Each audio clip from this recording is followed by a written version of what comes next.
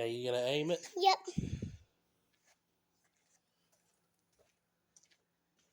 Hey, we're gonna do an unboxing video of these hyper tough grinders like you can buy at Walmart.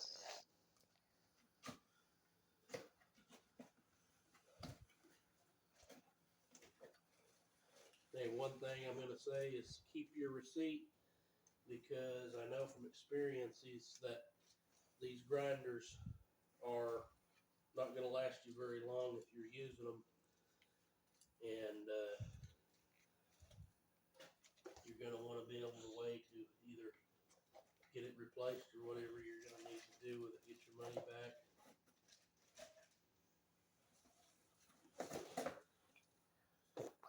Whoa.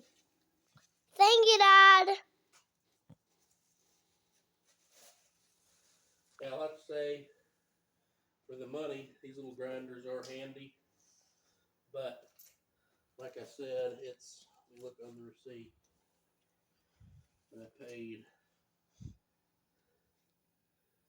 they are $29.88, $30, and like I said, for the money, they're a good little grinder, but you definitely want to keep the receipt, because if you use them very much, they'll quit working.